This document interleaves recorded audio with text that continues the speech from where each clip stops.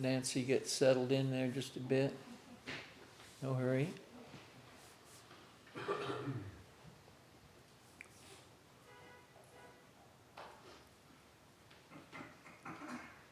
So, the Heart Sutra. This is the second of 4 classes. So, basically, it's just a very brief exploration of the Heart Sutra. Since we have a few new faces here, or at least half, we'll revisit what we checked in on last week. Oh, someone else is coming in. Recording in progress. Hello, welcome. Come on in.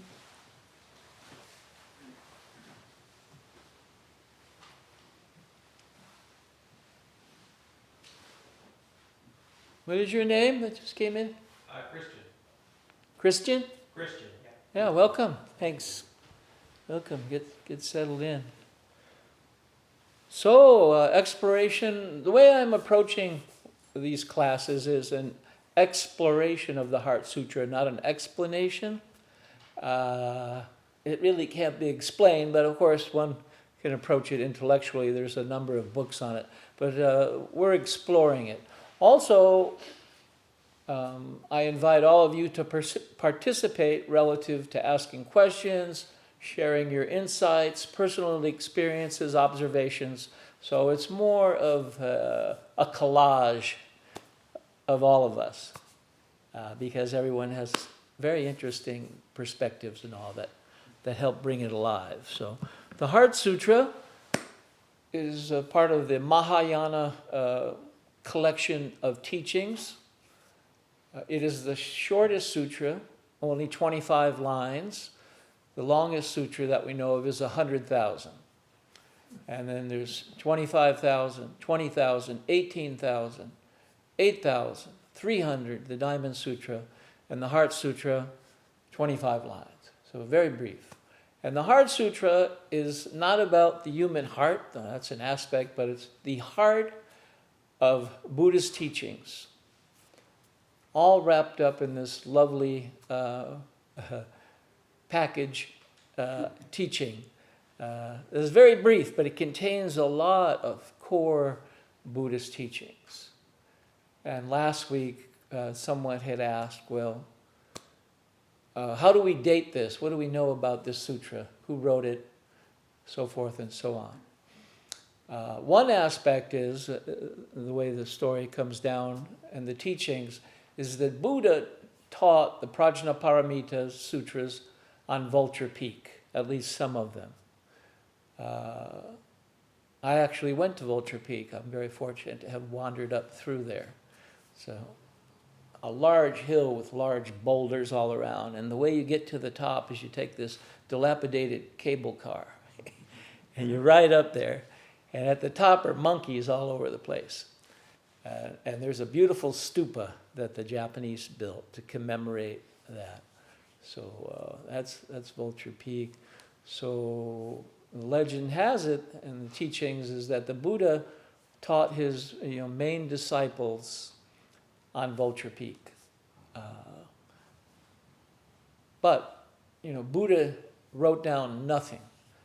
All of the old teachings from Buddha were the oral tradition, and his students memorized them, and down through several centuries, it was all verbal until at some point, maybe 200 or 300 years after the Buddha, they were written down.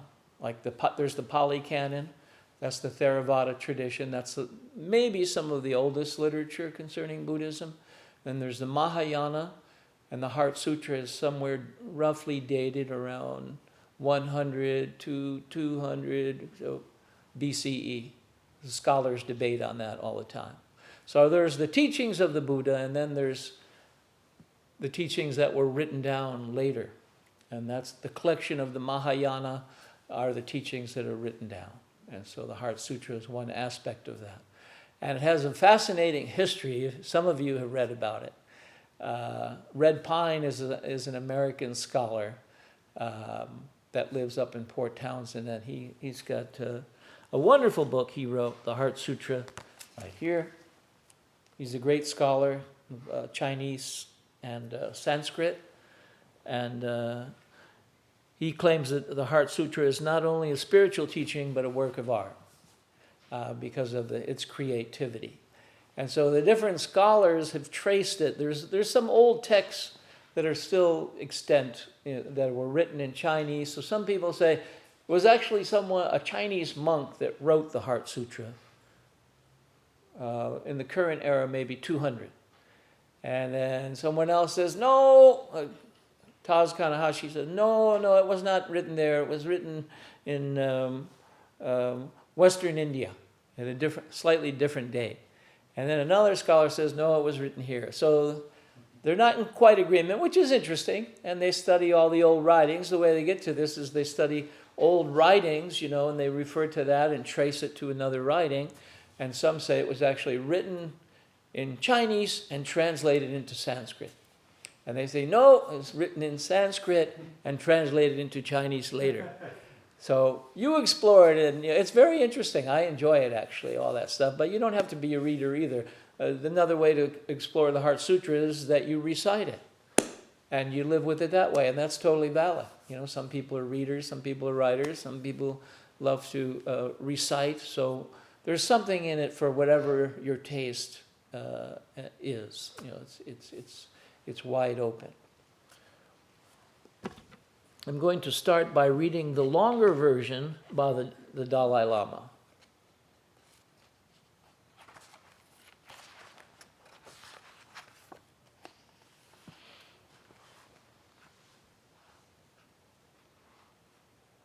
The Blessed Mother, the heart of perfection of wisdom. Bhagavati Prajna Paramita Hrideya.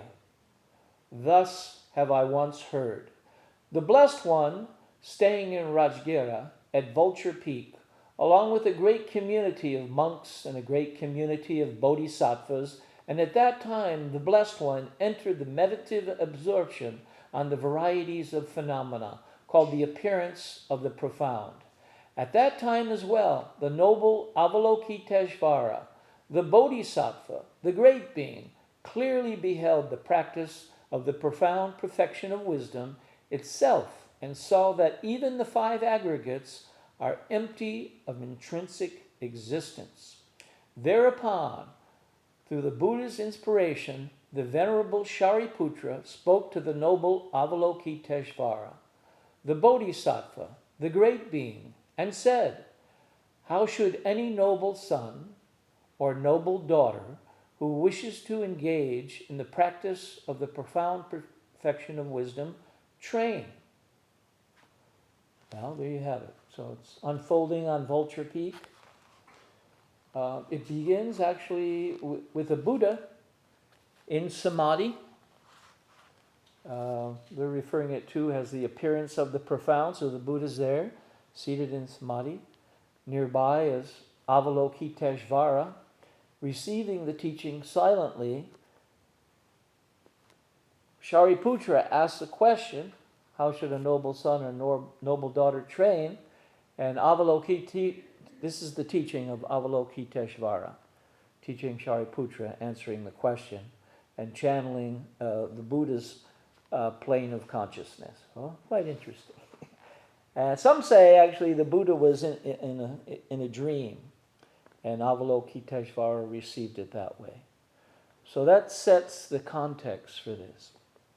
Now, last week I handed out copies. Did anybody bring one? I have some here too.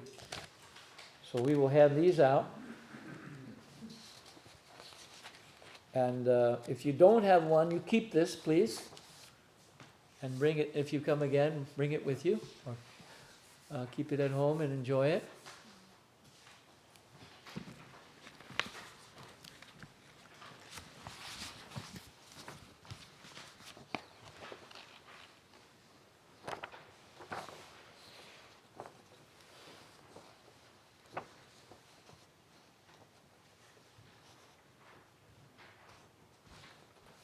Lovely. Thank you. So, every Sunday we recite this. many of you come here on Sunday, so this is the one we recite every Sunday. And then Monday through Friday, there's a midday service, and we chant the Makahanya Haramita Shinyo, which is the Heart Sutra in Sino-Japanese. That pace is really fast. This is a different pace. This is slower. So we're going to do a recitation all together. Heart of Great Perfect Wisdom Sutra, Avalokitejvara Bodhisattva, when deeply practicing Prajnaparamita, clearly saw that all five aggregates are empty and thus relieved all suffering. Shariputra, form does not differ from emptiness. Emptiness does not differ from form. Form itself is emptiness, and emptiness itself form. Sensations, perceptions, formations, and consciousness are also like this. Shariputra, all dharmas are marked by emptiness. They neither arise nor cease, are neither defiled nor pure, neither increase nor decrease. Therefore, given emptiness, there are no forms, sensations, perceptions, formations, or consciousness. No eye, ear, nose, tongue, body, or mind. No sight, sound, smell, taste, touch, or objects of mind. No realm of sight, and so forth down to no realm of mind consciousness. There is neither ignorance nor extinction of ignorance, and so forth down to neither old age and death, nor extinction of old age and death. No suffering, no cause, no cessation, no path, no knowledge, and no attainment. With nothing to attain, a bodhisattva relies on prajnaparamita, and thus the mind, without hindrance, there is no fear. Far beyond all inverted views, one realizes nirvana. All Buddhas, of past, present, and future, rely on prajnaparamita, and thereby attain unsurpassed, complete, and perfect enlightenment. Therefore, know the prajnaparamita as the great miraculous mantra, the great bright mantra, the supreme mantra, the incomparable mantra, which removes all suffering and is true, not false. Therefore, we proclaim the Prajnaparamita mantra, the mantra that says, Gati, Gati, Paragati, Arasam Gati, Bodhisattva. Yeah, yes. What an interesting bit of writing there. I don't know. When I first heard this the first few times, I go, I don't know, what's going on? You know? There's so many negations in there. No, you know, these are core Buddhist teachings, and they're saying, no, no, no, no, no. I go, what? How could that be? Very interesting. So,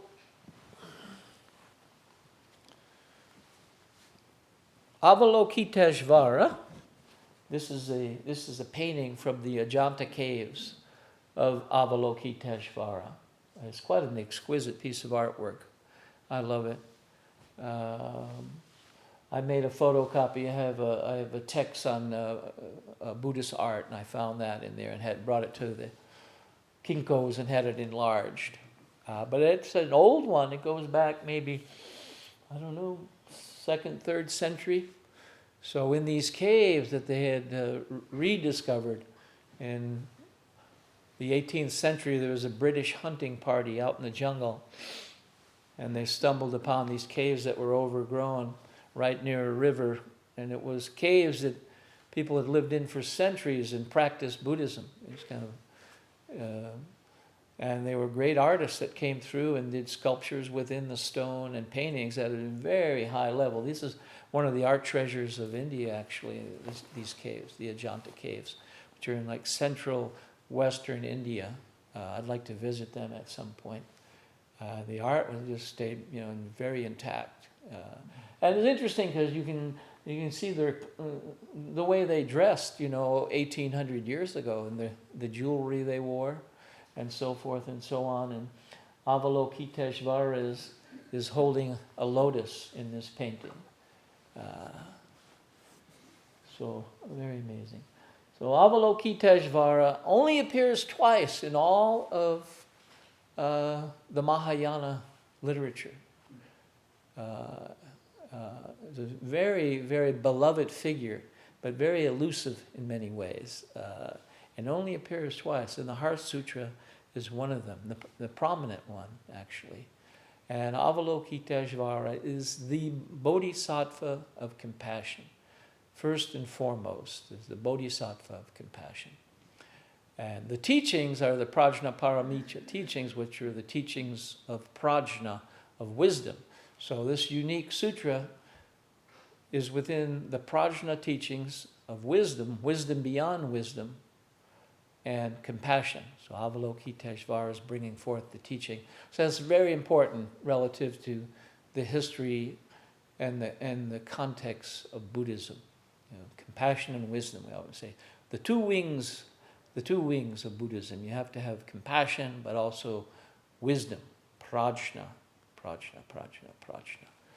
So Avalokitejvara is bringing forth a question. And out in the entryway here, there's a little sculpture, metal sculpture there. That's Avalokitejvara. And in the forehead, in the headdress of Avalokitejvara, is a little being, Amitabha Buddha, the Buddha of infinite light. So that's actually Avalokitejvara's teacher. And I was looking at a reproduction of an old sculpture, almost 2,000 years old, of Buddha in stone. And Avalokitejvara was just a little figure, kind of an attendant on the side. So over the centuries, Avalokitejvara has become a prominent deity in his or her self. But if you go way back in history, like a little attendant of the Buddha. These things change over time and place, which is quite interesting. So Avalokitejvara, historically back then, was actually male. The Tibetans still, view Avalokitejvara as male. And as I had mentioned last week, the Dalai Lama is an incarnation of Avalokitejvara. That's like a function of the Dalai Lama. Their practices and their being embody that. And we know that the Dalai Lama main teaching, many teachings, but compassion is core. Or as the Dalai Lama said, my religion is kindness. Okay, yeah, that works. So in Tibetan Buddhism, the term is not Avalokitejvara. In Tibetan, it's Chenzerig. Avalokitejvara is Sanskrit, so that's old India. And then when Avalokitejvara went to China, not physically, but as a deity, almost 2,000 years ago, the name is Kuan Yin. You're all familiar with that name. And there's probably millions of little sculptures all over. You've probably seen them wherever. You could be anywhere in America. There'll be a little figure of Kuan Yin somewhere in an antique store or a little gift shop, And over time, it took a few centuries, Avalokitejvara morphed into a female in China, and that's Kuan Yin. And in Japan, morphed into a female, and it's Kanon or Kanzeon. So very interesting. But in Tibet, the spiritual consort of Avalokitejvara is Tara, a green Tara, and that's the female. So Avalokitejvara is very interesting. It could be male, could be female, or androgynous, both. And that's the only bodhisattva in Buddhism that has done that. So that's an interesting being, I think, for our time, since gender is becoming very fluid. So this is a bodhisattva for all of us relative to that.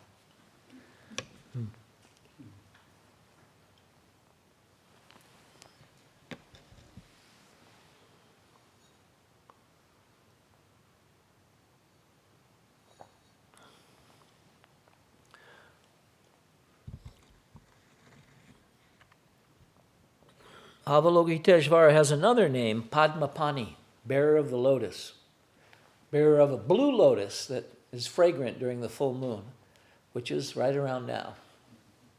Now, between now and tomorrow, we'll have a full moon. So maybe we'll see a blue lotus somewhere floating in the sky. Or Avalokitejvara will walk up to you and hand you one. Why not?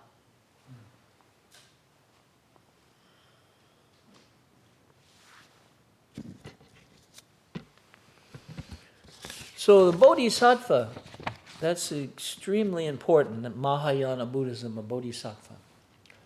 And that rose, you have to put it into context.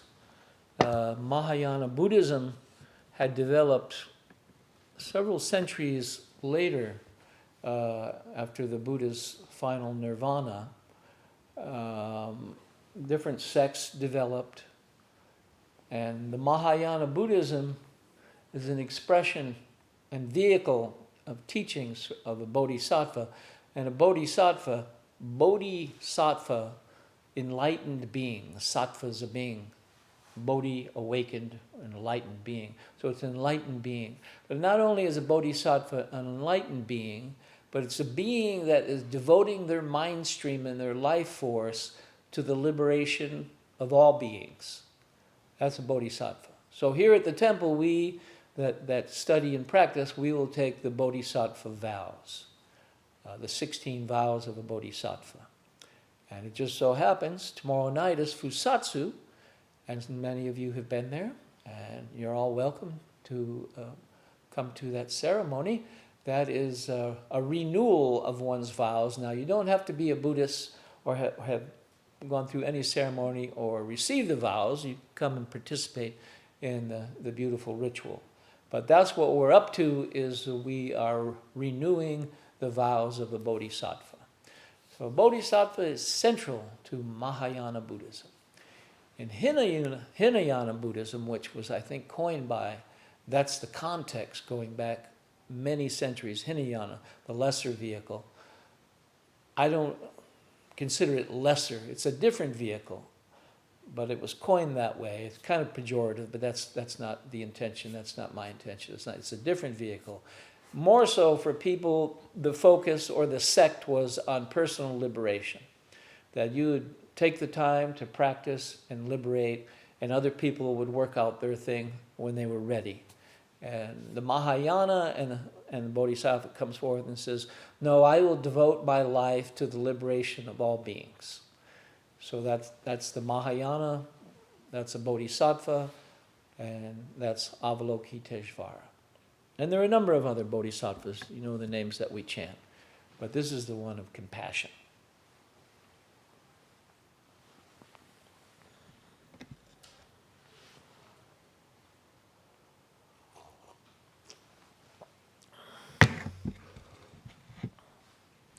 So going back to the time of the Buddha, the key aspect are the 6 paramitas. Sometimes later they develop 10, like Tibetans, some of the Tibetans have 10. But the old ones are, to my knowledge, are 6 paramitas, right? And we're familiar with those. And the paramita is perfection, but we're not talking about being perfect. It's a little awkward translation. It's more of a developing and a flowering and a nurturing of these qualities rather than being perfect, but it translates as perfection. So dana is generosity, sila, ethics, kshanti, forbearance or patience, virya, vigor, dhyana, meditation, and prajna, wisdom. 6 paramitas. That's key. That's absolutely essential to the practice of Mahayana Buddhism. You know, the 6 paramitas.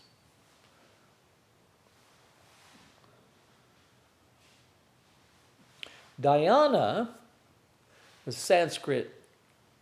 That was translated when it went to China as Chan, C-H-A-N, which is meditation. So dhyana, meditation. Makes it to China, Chan. Then in 12th century or so, Dogen goes over and others. That's our school. This is the Soto Zen school. And Dogen Zenji left Japan, went over there when he was in his 20s in like 1225. Studied with some Chan masters, meditators, and Mahayana Buddhists. Brought that back to Japan, and this very hall is an extension of that for the last almost 800 years. So that whole ritual that was unfolding, that's an extension of Dogen and Chan from China. So it's quite a history there, quite a lovely history. And so it goes to Japan, and then it's translated as Zen, Z-E-N. Zen means meditation. So we sit Zazen, that's sitting meditation. And so you got Dhyana, Chan, Zen. In America, we say them all. And who knows what name will come up, because things change over the centuries in different cultures. So it'll be exciting. And what name we have for Avalokitejvara. Right now we say that, which is the old Sanskrit name, but I'm not sure where that will go.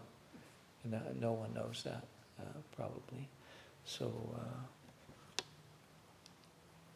we could spend a number of weeks on Avalokitejvara and Bodhisattvas. It's a great topic.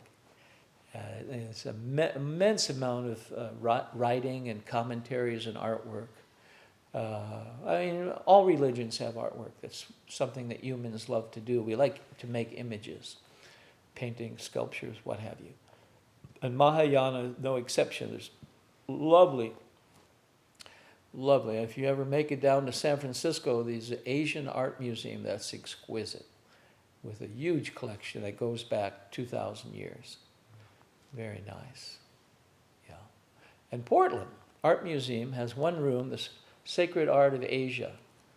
And they have a beautiful sculpture of Kuan Yin from China, like the 13th century. Amongst other nice pieces, there's one room, it's nicely lit. There's only about 10 pieces in there, paintings, sculptures, scrolls, Japanese. So I highly recommend it if you like such things.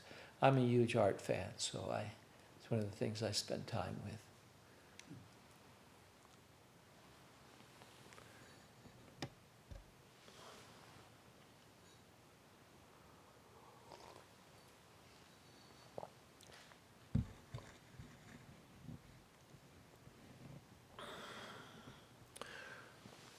So in context, relative to the Heart Sutra, it's considered the second turning of the wheel of the Dharma being the Buddhist teachings. Right? And so out here on this stone, as you enter the gates, this little stone column, it's a basalt, shaft of basalt. This is flowing lava. And now it's sitting out here in front of Buddha Eye. But there's a wheel with 8 spokes, and that represents the Eightfold Path. So in context, the first turning of the wheel after Buddha was enlightened under the Bodhi tree, he made his way to Sarnath, which is about 70 miles from Bodh Gaya, where the Bodhi tree is. I imagine he did a lot of walking at that time, is what he was, a walker, him and his entourage of bodhisattvas. And so the first turning of the wheel was in Sarnath, which is very close to Varanasi. And actually some scholars say it was in Varanasi, which is where he studied. That's the most holy Hindu city in India for the Vedic culture.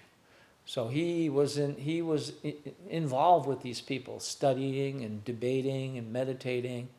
And that's where Buddhism grew out of, going, well, your ways are interesting, but I'm going in another direction, another path. Sat under the Bodhi tree, became enlightened after much practice and numerous lifetimes. But much practice in that area where Jainism, that's a religion that's there, still exists. There's a few million Jains, and vast pantheon of Hindu culture with many gods and goddesses. Vedic culture, that was there. They had literature. They had books for a long time at that point. So Buddha could have easily had produced texts, but that wasn't the path of Buddhism. That's not what he chose. It was probably beyond a lot of his core teachings on such a high plane of consciousness that writing couldn't even convey it. So he basically surrounded himself with his devoted disciples, and the teachings unfolded that way. So in Sarnath, the first turning of the wheel, the Four Noble Truths, there is suffering. There's the cause of suffering. There's a cessation of suffering. And there is the path to the cessation of suffering. Now, my daughter really doesn't like that. In this sense, I said, Dad, life's not suffering. I'm having a good time. I'm young. There's a lot to do. Life's exciting. I go, yeah, you're totally right. However, there is suffering. He's not being cynical. He's observing the human condition and the human mind. And look at the context of the world, and you would say, yes, there is suffering. And so the Buddha said, but there's a cause to that suffering. Right? And it's multifaceted. It's not just one thing. This insight was, you're grasping. I want. I don't want. Grasping, aversion, endless desire, a restless mind, speech that is very unwholesome, in a lot of contexts where it does a lot of harm, actions. So it's complex. There is suffering. There's deep causes to that. And so the Buddhist teachings go into that and unfold that in a very clear way. Is basically the Buddha, the Buddha was an educator. He was enlightened, but he was an educator. His path was educating. And he was also practicing medicine, spiritual medicine. So Buddhism is often referred to, the teachings of Buddhism, as medicine. And he was a great educator. That was what he did his whole life, was wander and offer the teachings. And he goes, these are the teachings. If you wish, to practice them, I highly recommend it. And come and talk to me and see if they work for you. But he's not proselytizing that if you don't do this, you will continuously suffer. He just said, these are the teachings that have unfolded for me. I believe them to be true. I practice them. And here's what I'd like to share with you as medicine. So the four noble truths, the eightfold path, that's all of Buddhism. This is core. So no matter what sect you are, whether you're Theravadan, Vajrayana, Mahayana, any country, the Four Noble Truths and the Eightfold Path are classical Buddhism, right? With different nuances of interpretation. So, the Noble Eightfold Path, right view, right intention. Those two are in the category of wisdom, right? Often involved with karma. You have to clarify your personal karma. That's always core in Buddhism. Karma, it always comes back to karma. Very important. And we all have the capacity to work with that with some basic teachings. It's very important. And so our thoughts, our deeds, and our words are perpetually churning out karma. And there's good karma, there's bad karma, there's good and bad karma, and there's beyond karma. Beyond karma means you're a Buddha or a very enlightened being, and they exist. There's people in the world like that. So that, that core, very important. So, right view, right intention, right action, right livelihood, right effort, that's ethics. And then right awareness, right concentration, meditation, or samadhi. So the Noble Eightfold Path. And many Buddhists through the centuries have written commentaries on these. So it's interesting to study them and explore them and look into the nuances of the human condition. And it's very important. And then it's very clear once you explore, they go, aha, it makes a lot of sense. Buddhism is very direct that way. Zen gets a little more esoteric and understated, which I love. That's why I study Zen. It has a different approach. There's different approaches. Like the Dalai Lama is very classical and very detail-oriented and very thorough. So if one has a mind like that, that's a beautiful way to go. The Theravadins are like that. They deconstruct and examine, very thoroughly. And Zen and Chan has a slightly different approach. I say they're not better or worse, but there's different approaches to the path of Buddhism. So that's really exciting because depending on one's inclination, there's something there for everyone really in that wide range of what it means to be a Buddhist and the different expressions. Like for instance, the Tibetans, look at their clothing is very colorful. And their artwork of their temples are really bright, and Zen's black. And so, but I mean, it's fine. It's just there's different expressions. So when I travel, I like to visit to these places, when I can, and go, okay, I have a different perspective. This is interesting, and that's really great. And so we're living in really unique time that there's so much available to many of us that we can view that just here on the West Coast. Numerous monasteries, temples. There's Thai forest monks in San Diego. I mean, the whole spectrum is right along the West Coast, just in itself, let alone all over the rest of the world. So it's wide open.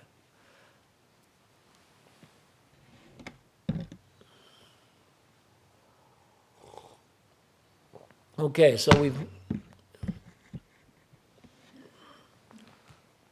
checked in on the first turning of the wheel at Sarnath, the Four Noble Truths, the Eightfold Path, the core teachings of Buddha, and there was much more to it, and then all the nuances of it. So that's the first turning of the wheel.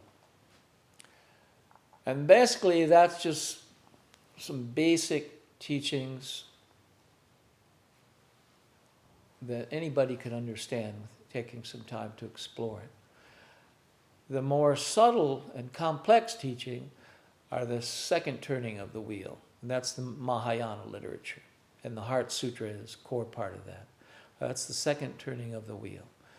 And the key element of the second turning of the wheel is Shunyata. Shunyata. How do you spell that?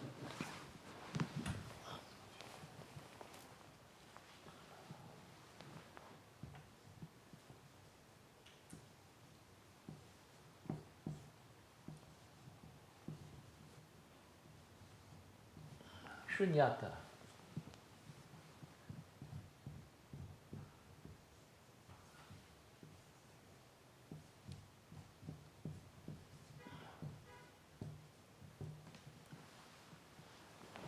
Also translated, Shunyata is Sanskrit, translated as emptiness, which, as we said, is an awkward word for some of us in American English, because our associations with emptiness potentially are negative, and so what is emptiness about? What does that have anything to do with being spiritual? So it's a little awkward, relative to this. It's very tricky language within the Heart Sutra. So that's it. And as it begins, as we proceed, Avalokitejvara, Bodhisattva, when deeply practicing prajna paramita, clearly saw that all five aggregates are empty and thus relieved all suffering. Well, that's quite a statement, to say the least. I was always fascinated with that. I said, wow, that's really inspiring. It's like, to be able to relieve all suffering, that's quite an accomplishment, considering the Buddha's insight was that life is suffering, or can be. So, wow, that's wonderful. Tell me more. I'd like to be able to integrate that for everyone. So the aggregates, the five aggregates, those are also known as the skandhas, right? Or the heaps, the five heaps. Skandha is Sanskrit, aggregates, the five heaps. So those are the sense organs and the mind, right? As we chant here, Sensations, perceptions, formations, and consciousness are also like this, including form, right? So when they say form is emptiness, one thing you have to clarify here is what they mean by form is matter. All matter. All matter. That's what form is expressed in this. So we have to clarify that. It's matter. So form is emptiness. Emptiness is form. That's like one of the most famous Buddhist statements, right? Form is emptiness. Emptiness is form. So Shunyata, Shariputra, all dharmas are marked by emptiness. So dharmas, in this sense, it's a small d.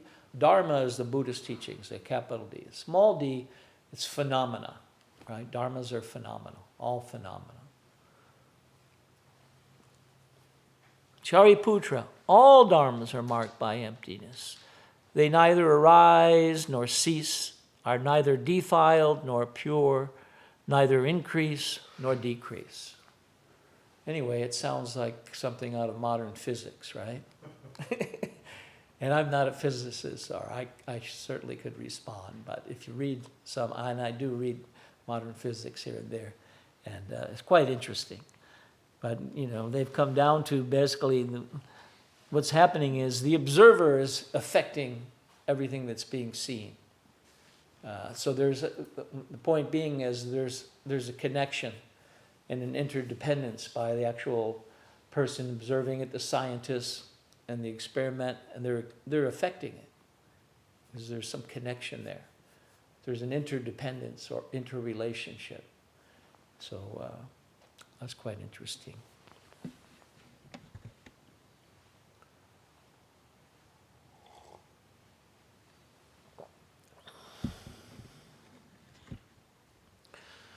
So in this context, as this sutra is unfolding, and Avalokitejvara is teaching Shariputra, Shariputra was considered, he was a disciple of the Buddha.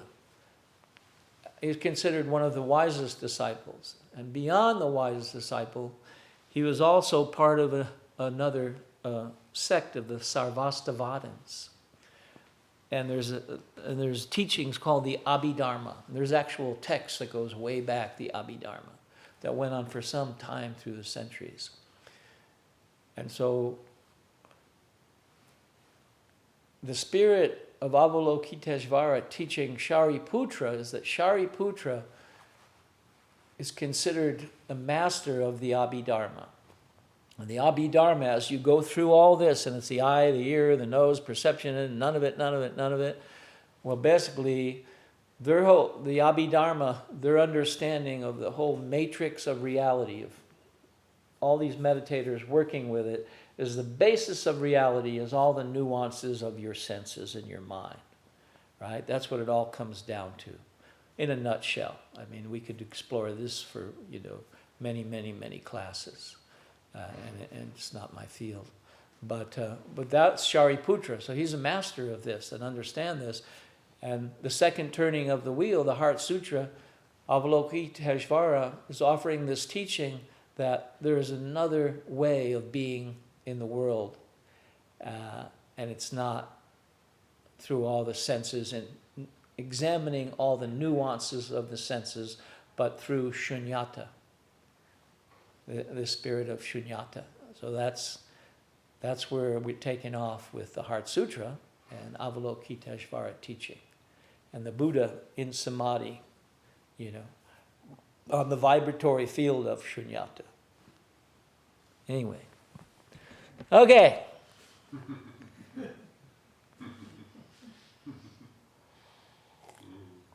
We need to bring this back to earth. Okay, somebody say something. Please. An insight, an experience, a question.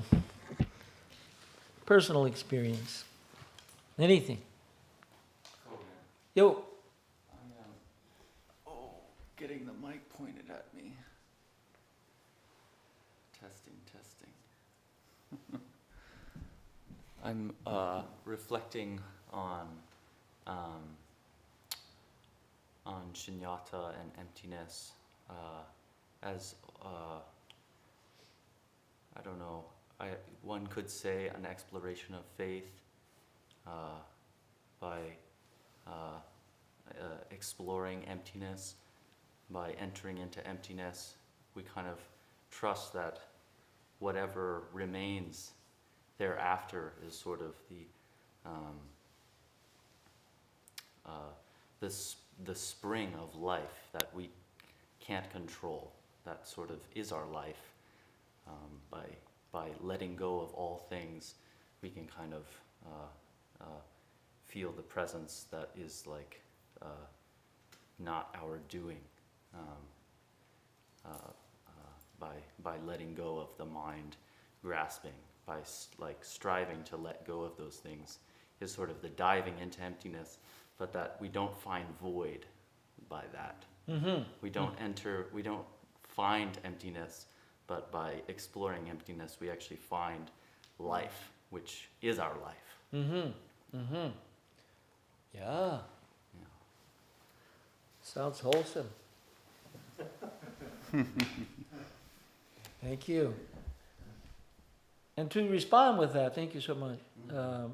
In context, we have the word nihilism. Nihilism, nothingness. It's very negative. Nihilism.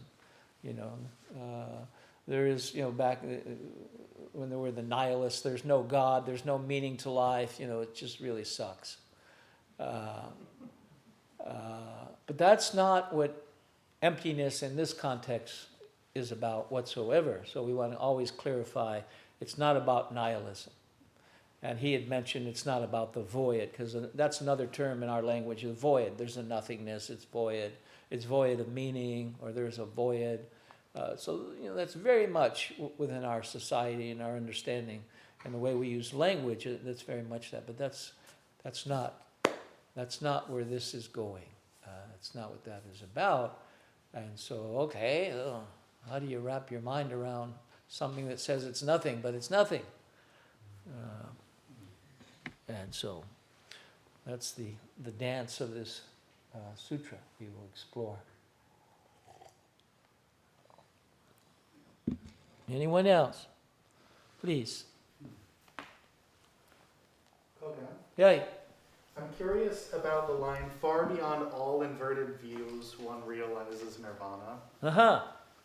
What's an example of an inverted view in this case? Like, what's the subject matter of this sentence? That's a good question. We're going to come to that. Oh. You're skipping way ahead in the sutra. It's true. Okay. No, I appreciate it. That's very important, and thank you for asking. But I got to put that in context. Sure. But but we'll just touch it a little bit, like inverted. It's like one's own bubbling up, inverted. Self. There's a self there. Okay, so let's just kind of sit with that a little bit. That there's a self, there's an inverted view, there's a self, there's me as a separate self with a separate perspective. So, but we'll get to that. It's a very important question. Very much so. So.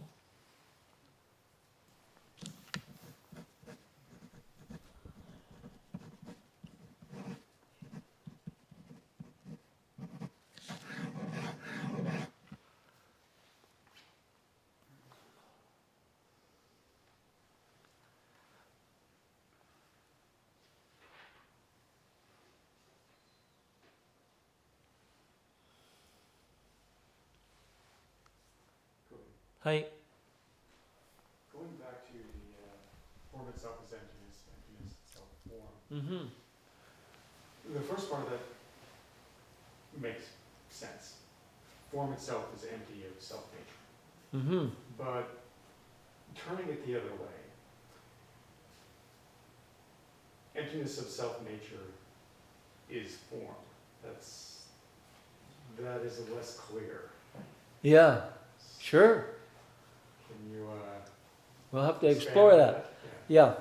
Well, Shariputra, all dharmas are marked by emptiness. They neither arise, nor do they cease, are neither defiled, nor pure, neither increase, nor decrease. Therefore, given emptiness, there are no form, sensation, perception, formation, or consciousness, no eye, ear, nose, tongue, body, mind, no sight, sound, smell. So go ahead. Basically, if you study the text, there's 12 abodes and 18 elements, right? And it all has to do with the Abhidharma and all of our senses. So they've broken this down, and it's a deep study, and that's what all this is getting at in these first few lines. Basically, we as humans, and these are our senses, and this is how we perceive reality. You know, you hear, you see, you taste, you touch, you smell, and you have consciousness. And they're saying, well, no. He's telling Avalokitejvara is saying, no, they're all empty. You know, well, so what does that mean? What does that mean? And so. So I had referenced that there were 3 texts that I was kind of looking at a little bit. Red Pine, the Heart Sutra, lovely text, beautiful, if you ever get a chance. The Dalai Lama, the essence of the Heart Sutra, with his translator, both relatively contemporary, and this delightful book, Thich Nhat Hanh, The Heart of Understanding. Very simple, just a few pages. The amazing thing about Thich Nhat Hanh, who's like a great sage, is a great sage, still alive, is that he takes this, and he's also a poet. And so he explores it in a very simple, light-hearted manner, rather than a deep, complex, heavy, philosophical. He just really lightens it up and gives it some wings. Point being is, that we can approach it from different ways, a little more lighthearted. Yeah. Which is what it's about, really, heart chakra. Love energy. But anyway, one of the terms that Thich Nhat Hanh uses, interbeing. It's really lovely. And then he goes on to talk about a piece of paper, right here. This piece of paper is ultimately empty. What does that mean? He goes, well, it's empty because it came from a tree. And the tree grew relative to sun and rain and wind and moonlight and bird song. And a logger cut the tree down. And the tree went to a mill and was milled. And then they made paper. And it couldn't be without all of the dynamics of these interpenetrating energies. And it's beyond that too, but that's just a lovely, simple expression of the interdependence.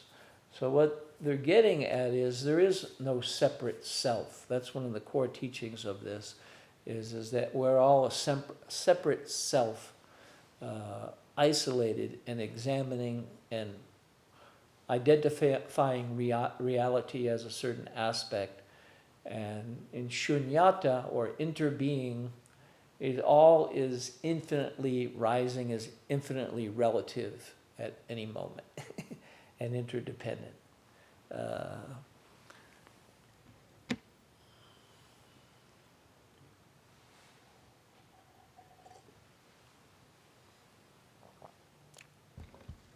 And a key aspect of Buddhism is interpenetration and interdependence. So we have the Declaration of Independence. Well, Buddhism has the Declaration of Interdependence, which we could add to our Declaration of Independence. It needs to be rewritten anyway, the American. It really needs rewriting. And it's a good start. No, it's good, but it needs changing. And so we can integrate some positive Buddhist values in there too. It would be a wholesome thing, I think. not to get political, just more, I'm more interested in social evolution. I'm not talking politics.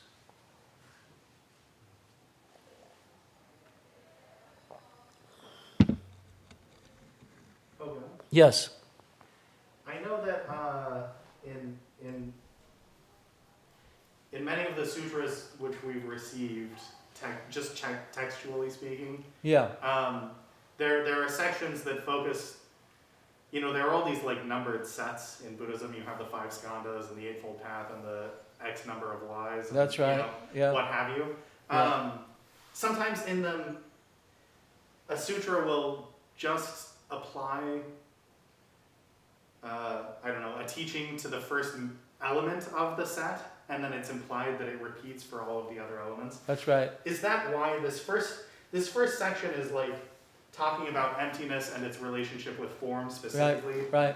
Then the rest of the, like, it feels like the sutra just kind of like glosses over, oh, by the way, there are these other like 17 other things that are all part of the same list. Very of, good. like, Very good observation. That's exactly what's going on here. Okay. This is a masterpiece of what I would call brevity. Condensation. It's exactly what's happening. Okay. Basically, he's teaching, this is already known. Like, you know, we're new to Buddhism. Of course, you wouldn't know that, right? You're observing this thing, what's going on. Yeah. But according to Avalokitejvara, Shariputra knows this already. Mm-hmm. But he's just stating the key things and then letting it go. Okay. So it's in the spirit of brevity. Okay. It's like, okay, this, and this, and you know the ones that are going to follow. You know, because it gets so redundant. Yeah. Yeah. So that's. So you could recite this 18 times back to back with each of the form and then sign That's right. and sound and then okay. Yeah. So that's exactly what's going on, and we'll get into that because there's another classic example where the 12 links of dependent origination in here, which we'll get to. Only the first and the last link is stated. So if you're not familiar with this, you go, what the heck's going on?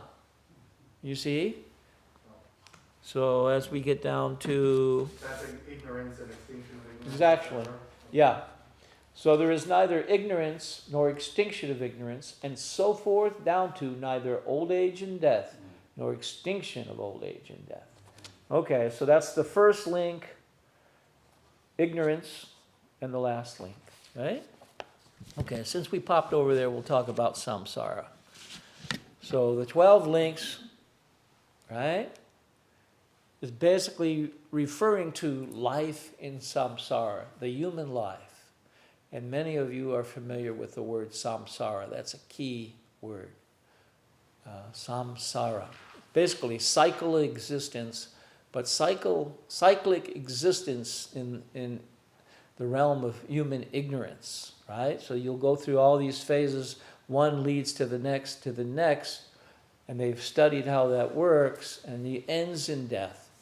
Point being is, the medicine of Shunyata and the teachings, you know, the second turning of the wheel and the first turning of the wheel will be medicine and an antidote to samsaric existence.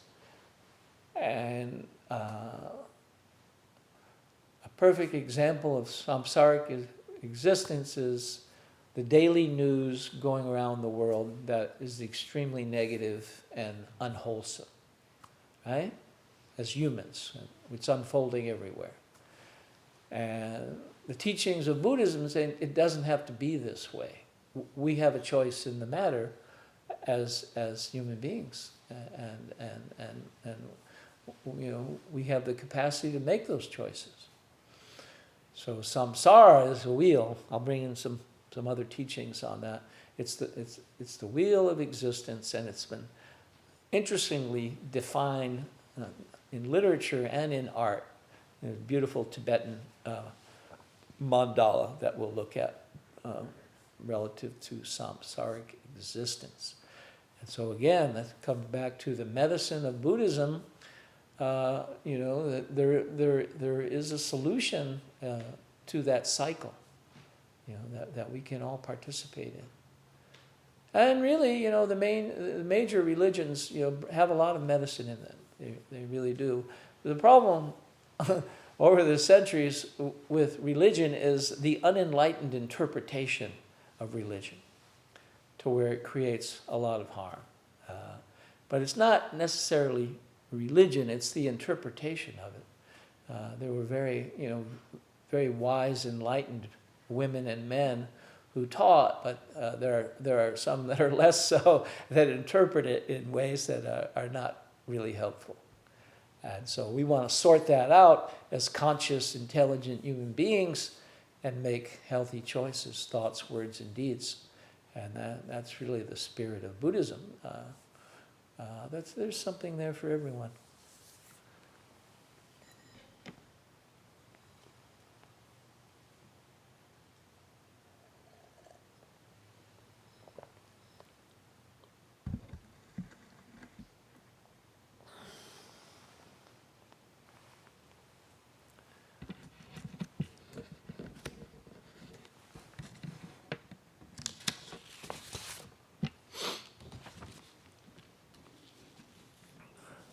You know, my auto mechanic, he's kind of a bodhisattva. He's interesting. He doesn't know anything about Buddhism. He wouldn't know what that word is. He immigrated here from Peru as a young teenager. And he's been my mechanic for, 28 years. And he works on cars. He forgets to charge people. If they need a ride, he gives them a ride or loans them a car. He's unbelievable, and he's just busy. That's what he does, and he doesn't know anything about Bodhisattva. But he's kind of a Bodhisattva.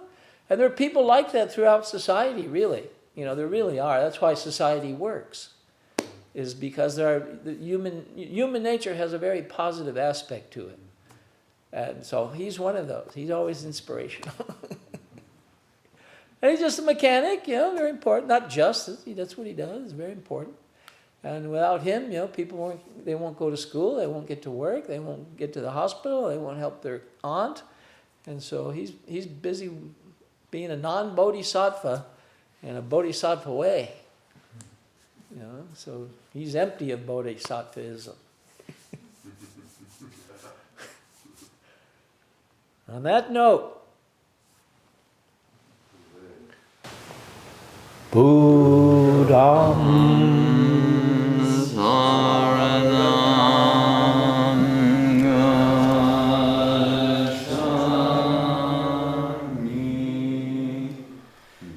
This and all our teachings are offered free of charge.